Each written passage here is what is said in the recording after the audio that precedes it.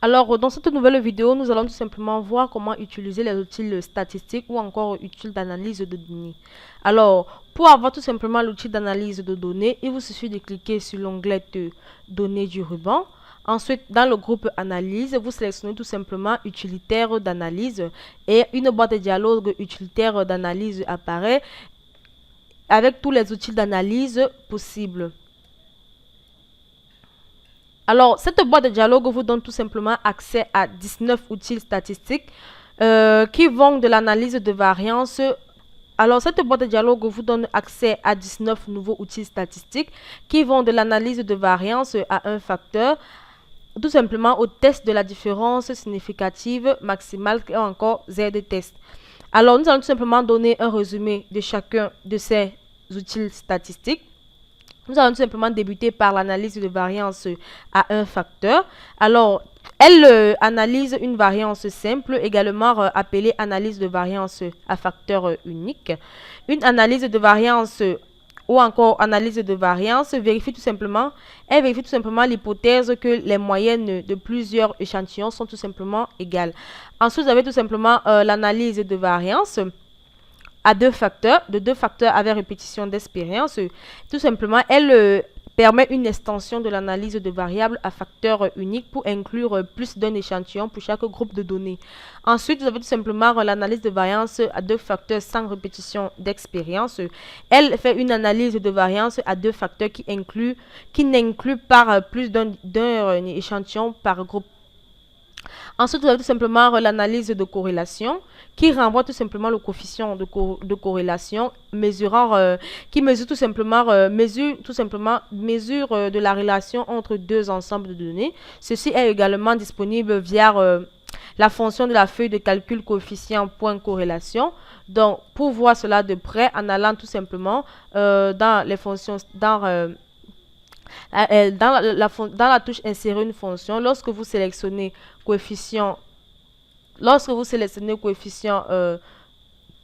de corrélation, elle renvoie tout simplement encore à l'analyse de corrélation. Donc, Excel la décrit tout simplement comme une fonction qui renvoie le coefficient de corrélation entre deux séries de données avec la syntaxe matrice 1 et matrice 2 comme argument. Donc, Excel décrit tout simplement la matrice 1 comme représente la plage de cellules de valeurs. Les valeurs doivent tout simplement être un nombre, un nom, une matrice ou une référence qui contient des nombres. Alors, c'est la même définition, tout simplement, elle représente une seconde plage de données de valeurs. Les valeurs doivent tout simplement être un nombre, un nom, une matrice ou une référence qui contient les données des valeurs. Alors, nous allons tout simplement continuer avec notre utilitaire d'analyse.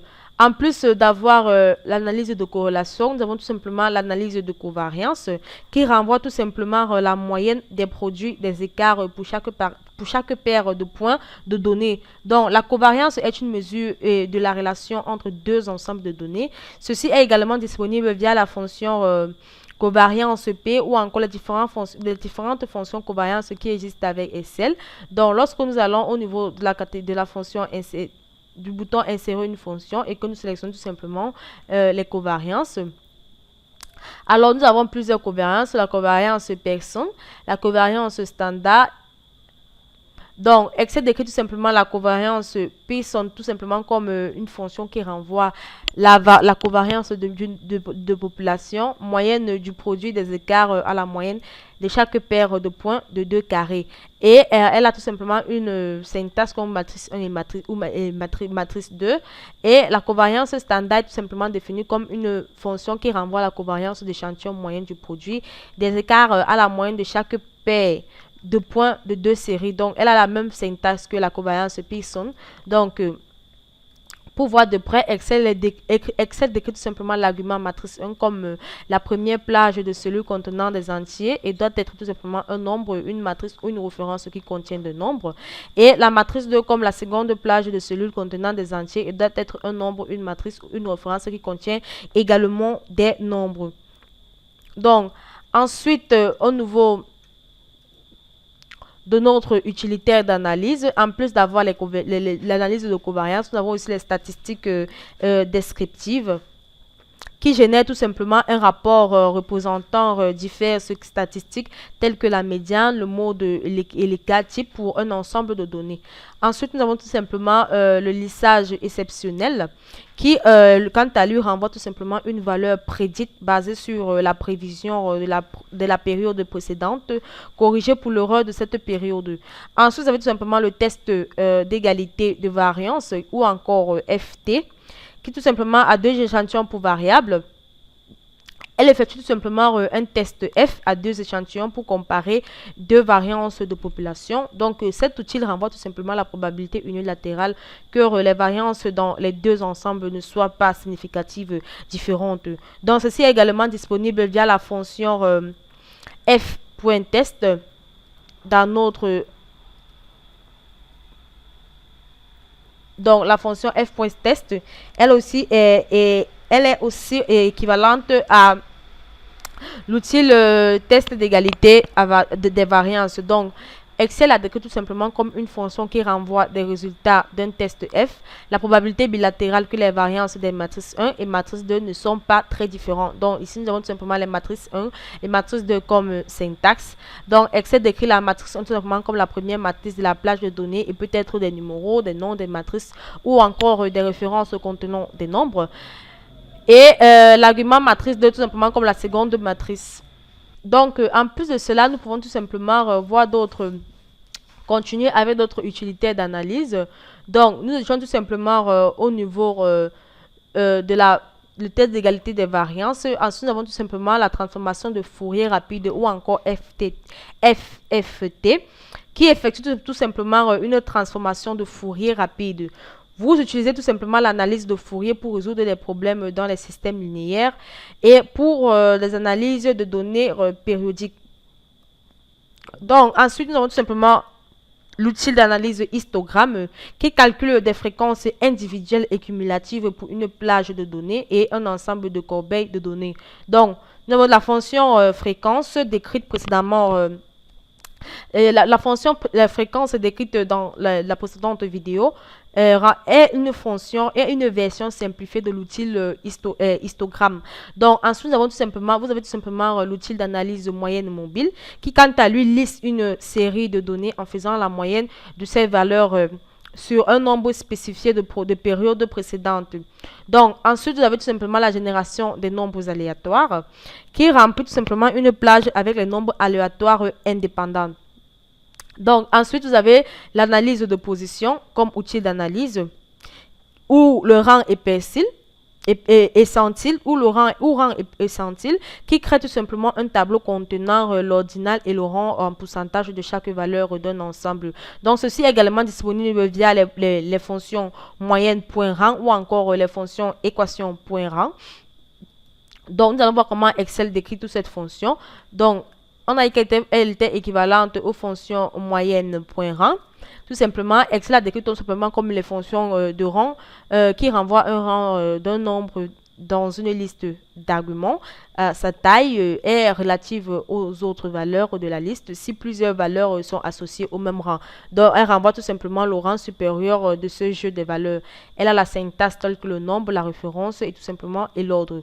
Donc, qui sont comme arguments. Alors, Excel décrit tout simplement l'argument nombre comme le nombre dont vous voulez connaître le rang et l'argument référence comme une matrice ou une référence à une liste de données. Les valeurs non numériques sont ignorées dans les références et la fonction et l'argument facultatif ordre qui est tout simplement défini comme un numéro tout simplement ou un rang de l'argument dans la liste trié par ordre décroissant qui est égal à 0 ou omis, son rang dans la liste créée par ordre croissant, toute valeur différente tout simplement de 0. Donc, nous avons vu qu'en plus de cela, nous pouvons tout simplement aussi l'utiliser avec la fonction équation.rang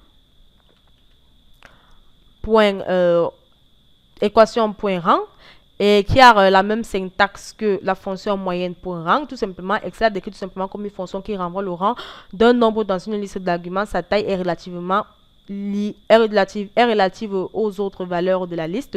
Si plusieurs valeurs sont associées au même rang, renvoie tout simplement le rang supérieur de ce jeu de valeurs. Donc, elle est décrite de la même façon comme le nombre dont vous voulez connaître le rang, comme l'argument nombre, et l'argument référence est décrite par Excel tout simplement comme une matrice ou une référence, une liste de données. Les valeurs non numériques sont ignorées dans la référence et l'argument facultatif ordre est tout simplement décrit de la même manière que la précédente. Donc,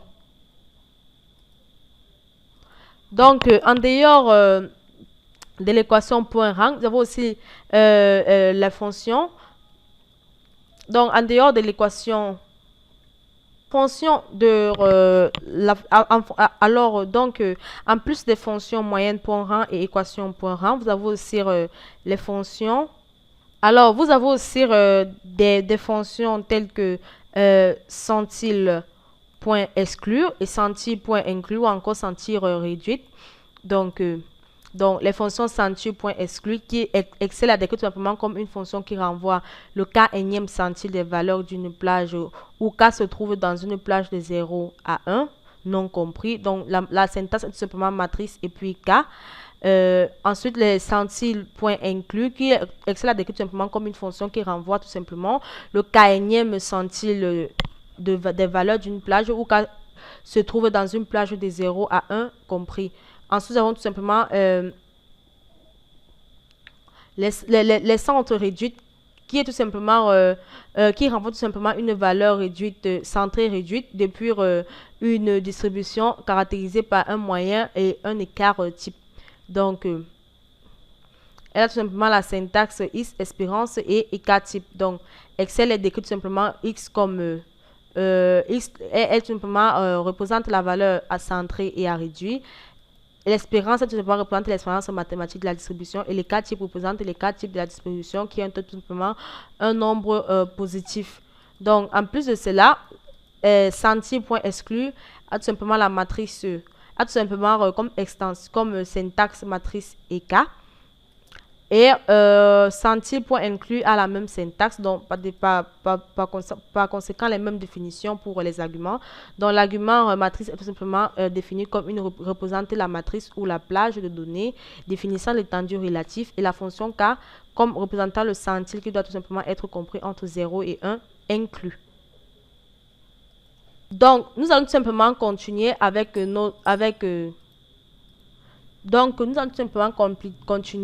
avec nos utilitaires d'analyse. Alors, tout à l'heure, nous avons tout simplement vu toutes les fonctions qui entrent dans l'analyse de la position. Nous allons tout simplement continuer avec les outils d'analyse de régression linéaire, qui, quant à lui, effectue tout simplement une analyse de régression linéaire qui ajuste une ligne à un ensemble de valeurs à l'aide de la méthode des moindres carrés. Donc, ensuite, nous avons l'échantillonnage, qui, quant à lui, crée un échantillon de population en traitant la plage d'entrée comme une population. Donc, ensuite, vous avez tout simplement l'outil d'analyse de test d'égalité des espérances avec observation pariée.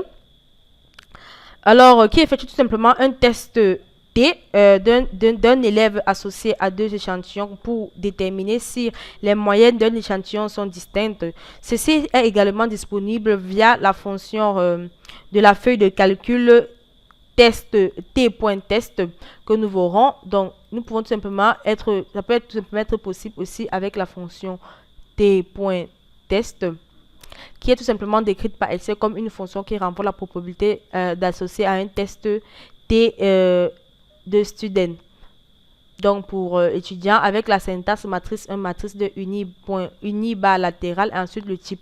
Donc, Excel décrit tout simplement la matrice 1 comme la matrice, représente la matrice première des données, la matrice 2 comme représente la matrice deuxième des données, uni barre latérale comme une spécifie tout simplement le nombre de points de distribution à renvoyer, distribution unilatérale qui est égale à 1, sur distribution latérale qui est tout simplement égale à 2. Donc ensuite nous avons le type comme argument qui représente tout simplement le type de test T, observation est égal à 1, variance est égale sur 2 échantillons, homosédatiste qui est égal à 2, variance inégale sur 2 échantillons qui est tout simplement égal à 3. Alors nous allons tout simplement continuer notre analyse sur l'utilité d'analyse. Donc, ensuite, nous avons tout simplement l'outil d'analyse de test d'égalité des espérances, deux observations de variables égales. qui est tout simplement, effectue tout simplement un test T en double échantillon en supposant que les variables des deux ensembles de données sont égales. Donc, vous pouvez également utiliser la fonction de calcul T-test avec l'argument type défini tout simplement à 2. Donc, ensuite, nous avons tout simplement le test d'égalité des espérances, deux observations de variantes différentes. Donc ici, elle effectue tout simplement un test T de deux étudiants couplés en supposant tout simplement que les variances des deux ensembles de données sont inégales. Donc vous pouvez tout simplement également utiliser la fonction de feuille de calcul T-test avec l'argument définir sur 3. Et enfin, nous avons tout simplement le test de la différence significative minimale qui est, ou encore Z de T, ou encore qui effectue tout simplement un test Z à deux échantillons pour des moyennes avec des variances connues. Ceci est tout simplement également disponible via la fonction Z de test, donc que nous allons tout simplement voir comment Excel a décrit. La fonction Z de test, Excel a décrit tout simplement comme une fonction qui renvoie la valeur P unilatérale d'un test T avec l'argument comme syntaxe tableau comme argument 1, X comme argument 2 et sigma comme argument 3. Excel décrit tout simplement l'argument 1 qui est tableau comme représente la matrice ou la plage des données par rapport à laquelle test X. Par rapport à laquelle tester X, ensuite l'argument X qui représente tout simplement la valeur à tester et l'argument facultatif sigma qui représente tout simplement les cas types connus de la population. Si vous ne spécifiez pas les cas types de l'échantillon est tout simplement utilisé. Donc à la suite de cette vidéo, nous allons tout simplement examiner plus en détail tous ces outils d'analyse, en particulier la statistique descriptive, en particulier la statistique descriptive, la corrélation, l'histogramme, la génération des nombres aléatoires et les rangs et centiles. Alors, à présent, nous allons tout simplement voir comment utiliser des statistiques descriptives. Alors, dans les précédentes vidéos, vous avez vu qu'Excel, avec des fonctions statistiques distinctes pour calculer des valeurs telles que les valeurs moyennes, les valeurs maximales, minimales et les cas types d'une population ou d'un échantillon. Donc, si vous avez besoin de dériver toutes ces statistiques d'analyse de base, il peut être difficile d'entrer toutes ces fonctions. Donc, vous pouvez tout simplement utiliser plutôt l'outil statistique descriptif de l'utilitaire d'analyse. Donc, cet outil calcule automatiquement la relation entre les données. Donc, la corrélation est tout simplement une mesure de la relation entre deux ou plusieurs ensembles de données. Alors, par exemple, si vous disposez des chiffres mensuels pour les dépenses des publicitaires, pour les dépenses des ventes publicitaires, vous pouvez tout simplement demander s'ils sont liés. Alors, autrement dit, si les dépenses publicitaires plus élevées entraînent-elles tout simplement des ventes?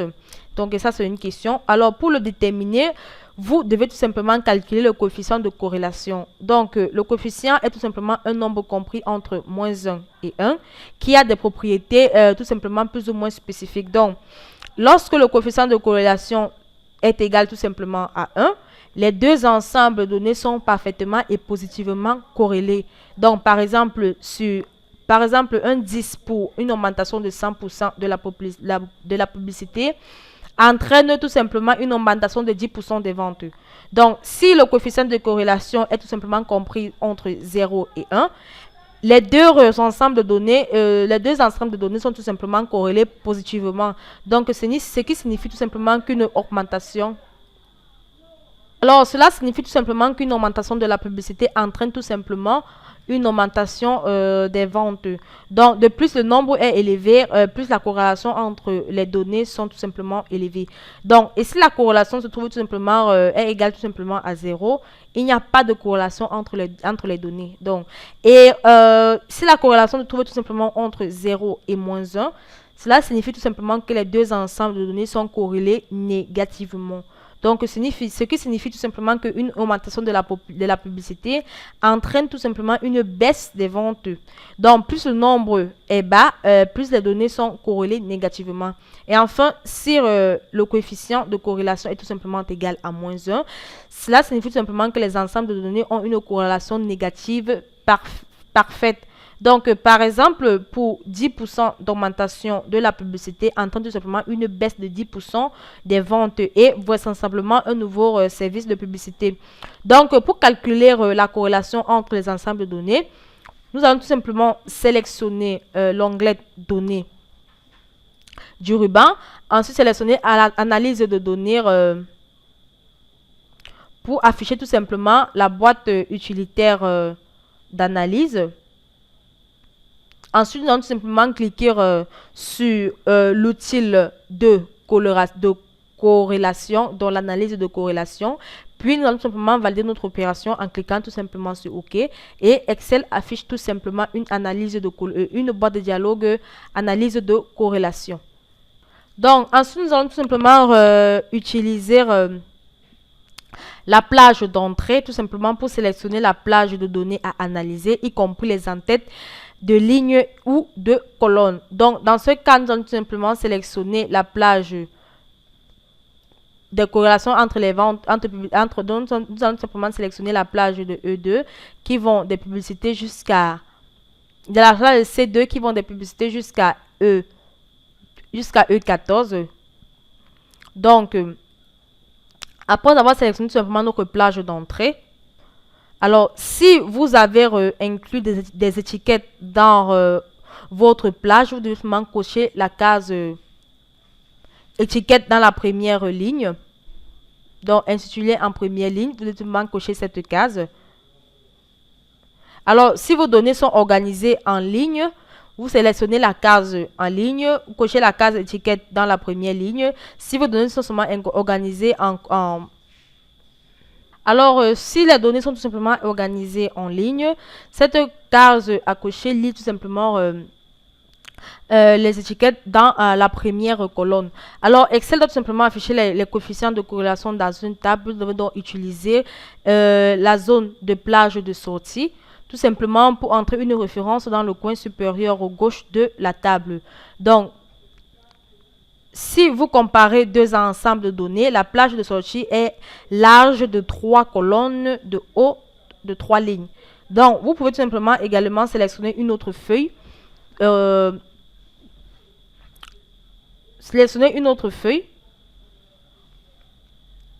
Ou encore tout simplement créer un nouveau classeur. Donc pour cela, nous allons tout simplement sélectionner la plage de sortie et là, nous allons tout simplement sélectionner un emplacement. Pourquoi pas, pourquoi pas ici. Bon. Alors, lorsque nous allons tout simplement sélectionner notre emplacement, notre plage de sortie, nous pouvons tout simplement cliquer sur OK et Excel tout simplement calcule la corrélation et affiche le tableau. Donc, comme on peut le constater, Excel affiche tout simplement le tableau avec là les publicités ventes et T en Chine. Donc, ici, nous avons les publicités qui vont seulement, qui sont de 1. La corrélation entre les deux. Et ensuite, les ventes et les T en Chine. Donc, Excel affiche tout simplement... Excel calcule la corrélation et affiche tout simplement ce tableau, comme vous pouvez tout simplement le constater. Alors, comme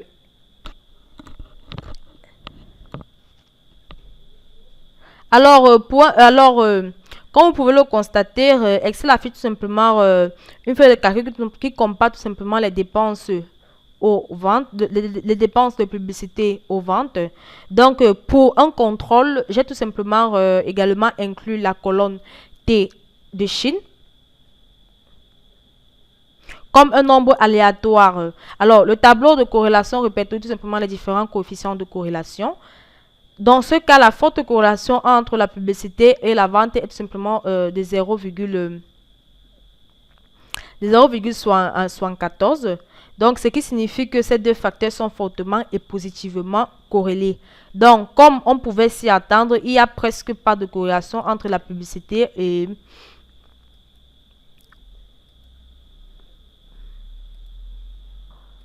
Alors, comme on pouvait s'y attendre, il n'y a presque pas de corrélation entre la publicité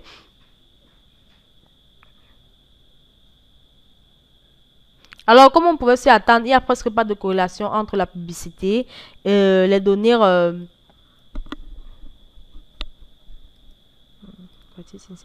Alors, comme on pouvait tout simplement s'y attendre, il n'y a presque pas de corrélation entre la publicité, les données sur les ventes et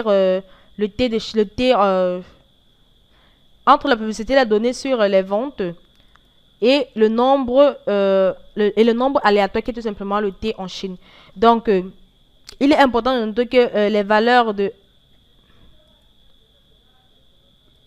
Alors, il est important tout simplement de noter, comme vous pouvez le constater, que les valeurs de 1 qui sont sur la diagonale dans la table de corrélation signifie tout simplement que tous les ensembles de données sont toujours parfaitement corrélés à lui-même. Donc, on peut le constater, publicité est tout simplement parfaitement corrélée à lui-même, vente est tout simplement parfaitement corrélée à lui-même, et T en Chine est tout simplement parfaitement corrélé à lui-même. Par contre, la corrélation entre T en Chine n'est pas vraiment importante entre les publicités, entre les ventes, et tout simplement entre les T en Chine et entre les publicités et entre les ventes et les T en Chine.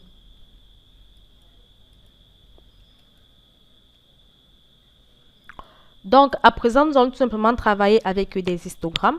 Donc, l'outil histogramme de l'outil d'analyse calcule tout simplement la distribution de fréquences d'une plage de données. Donc, il calcule également les fréquences cumulées pour vos données et produit un graphique à barres qui montre la distribution graphique. Donc, avant d'utiliser l'outil d'histogramme, vous devez tout simplement décider des groupes, également appelés bancs. Donc, comme on peut le constater ici, j'ai dessiné mon groupe tout simplement appelé banc, que vous souhaitez que Excel utilise pour la sortie. Donc, ces cases sont tout simplement des plages numériques et l'outil histogramme fonctionne en comptant tout simplement les nombres d'observations qui entrent dans chaque case.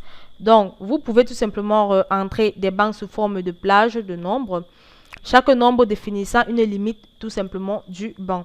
Donc, dans l'exemple de cette feuille de calcul, nous avons tout simplement cette feuille de calcul montre tout simplement deux plages, l'une qui est tout simplement la liste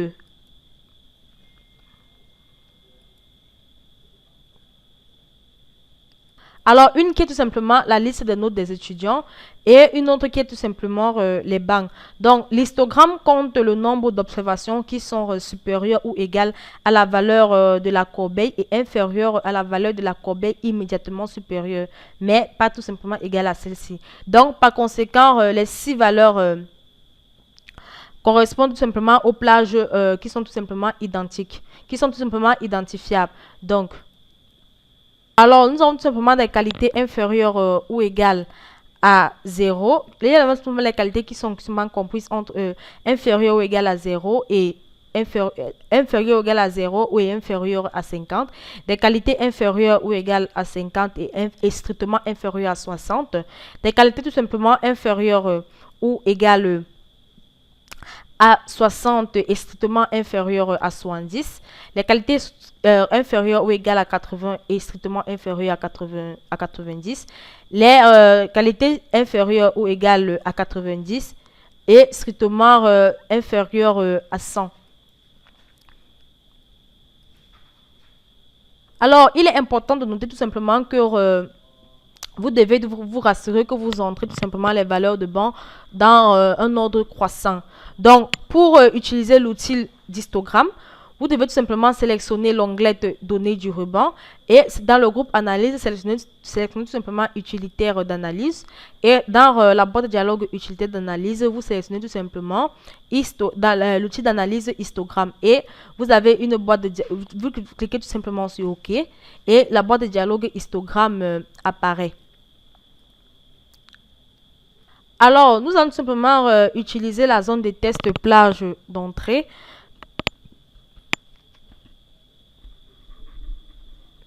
Et plage.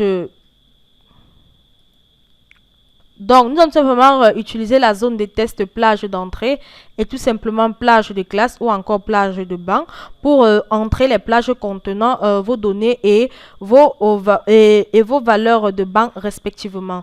Donc, donc, pour la plage d'entrée, nous allons simplement sélectionner notre plage qui est la qualité, qui va tout simplement de C3 à C tout simplement à C48. Et au niveau de la plage de classe, nous allons tout simplement sélectionner qui vont tout simplement, les bancs qui vont tout simplement de E3 à E8. Donc, lorsque nous avons terminé, nous pouvons tout simplement utiliser l'option de sortie pour sélectionner un emplacement pour la sortie. Donc, la plage de sortie aura une rangée plus haute que la plage du banc et une largeur maximale de 6 colonnes en fonction de l'une des options que vous choisirez. Donc, vous sélectionnez tout simplement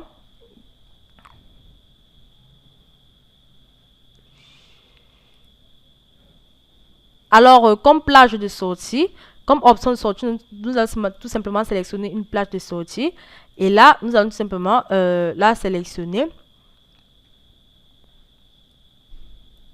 Pourquoi pas cette plage? Donc lorsque vous avez terminé, vous pouvez tout simplement sélectionnez les autres options que vous souhaitez utiliser pour la distribution de fréquences.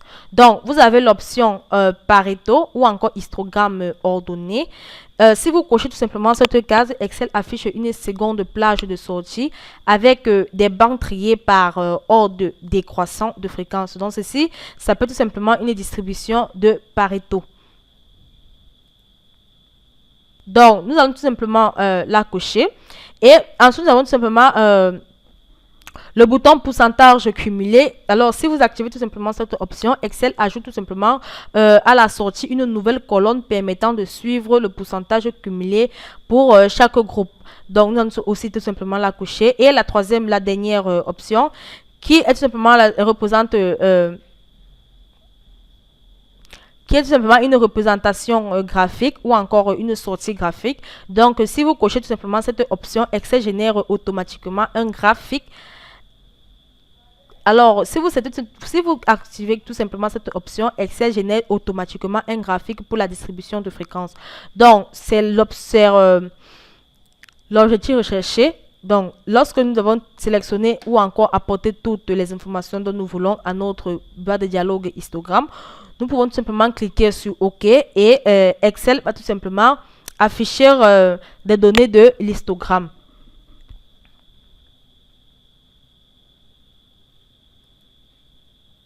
Alors, comme vous pouvez le constater, Excel a tout simplement affiché les données, la classe, la fréquence, le pourcentage cumulé, la classe et le pourcentage, la classe et la fréquence. Donc, et le pourcentage cumulé. Donc, tout simplement, il a été scindé. Ici, nous avons tout simplement de 0 à la classe 50 qui est tout simplement de 2. La fréquence est de 2, le pourcentage cumulé est tout simplement de 4,35% et ainsi de suite. Donc là, vous pouvez tout simplement voir l'histogramme qui a tout simplement été ajouté à notre feuille.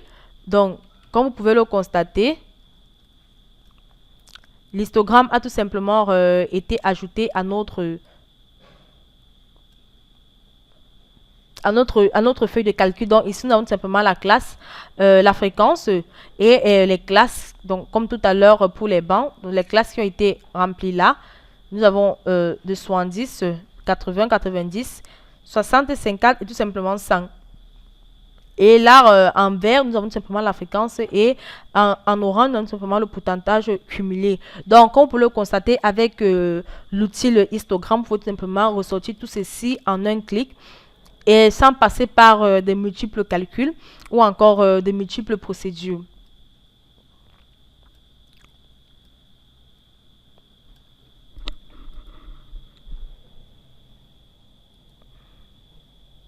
Alors, à présent, nous allons simplement voir comment utiliser aussi la génération des nombres aléatoires. Donc, contrairement à la fonction aléa qui génère des nombres réels uniquement entre 0 et 1, l'outil de génération des nombres aléatoires de l'outil d'analyse peut gérer des nombres de n'importe quelle plage et générer des distributions différentes en fonction de l'application.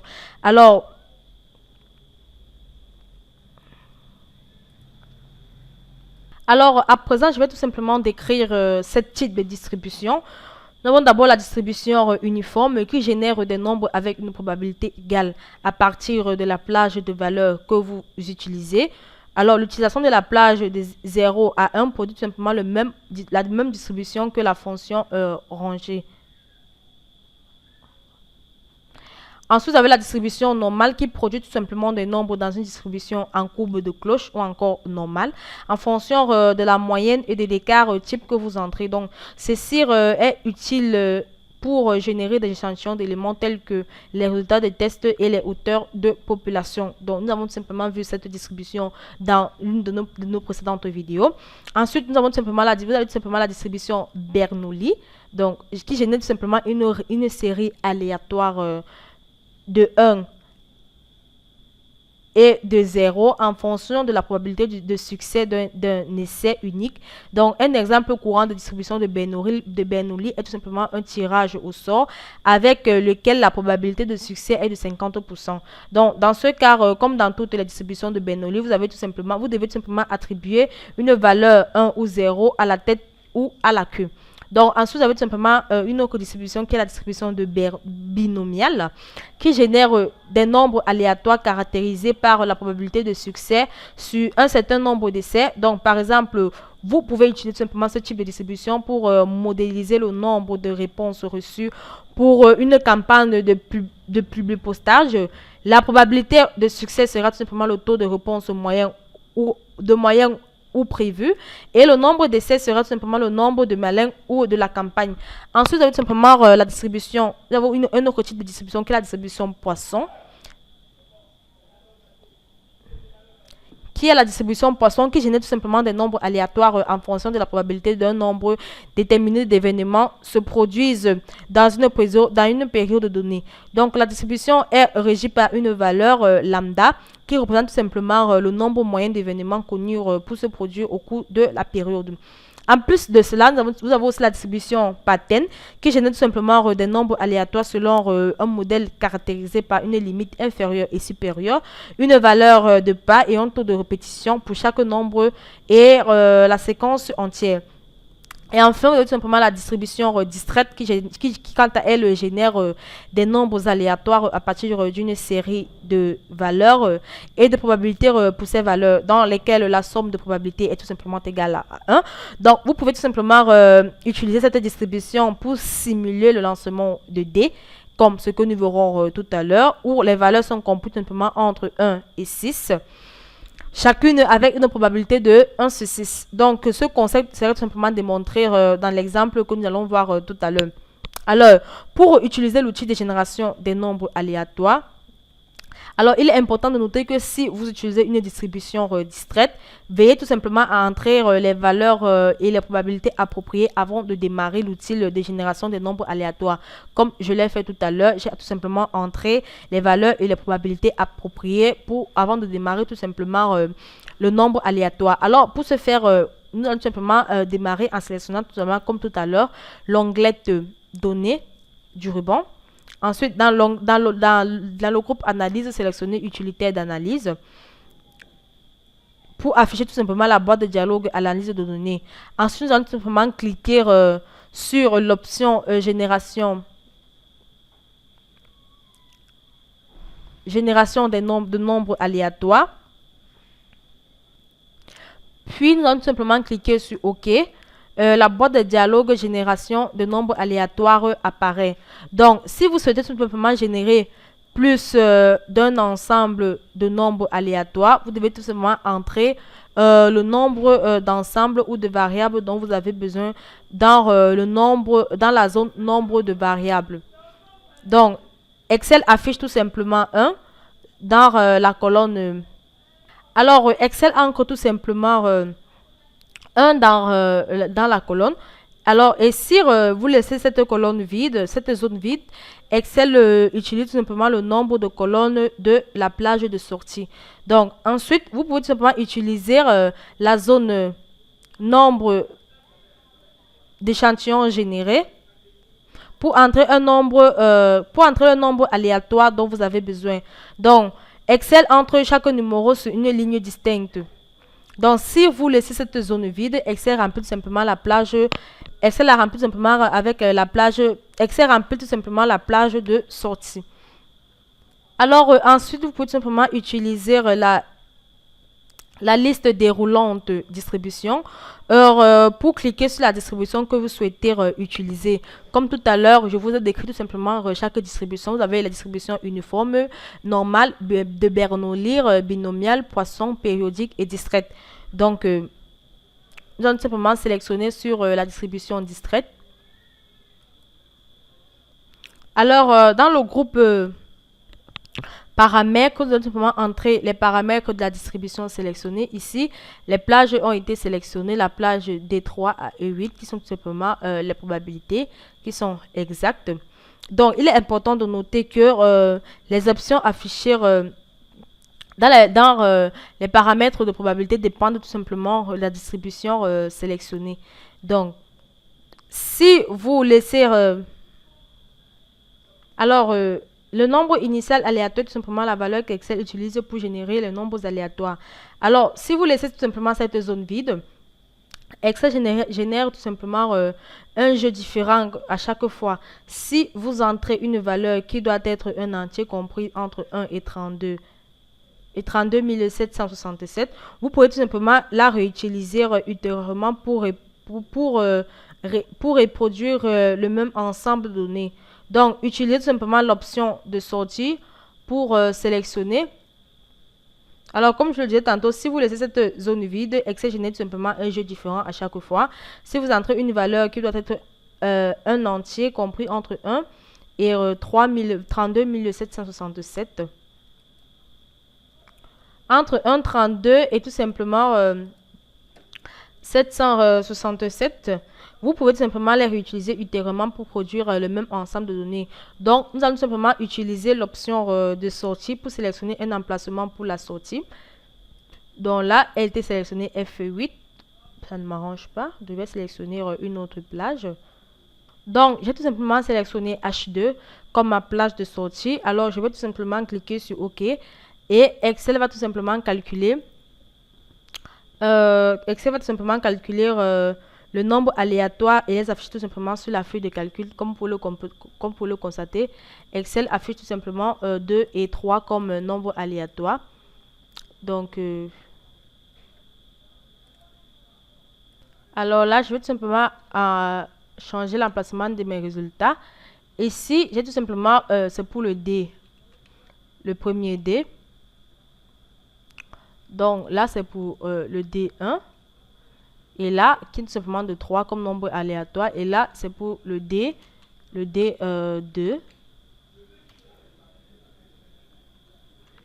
Alors, je peux reprendre tout simplement mon calcul pour afficher les nombres aléatoires pour le D1.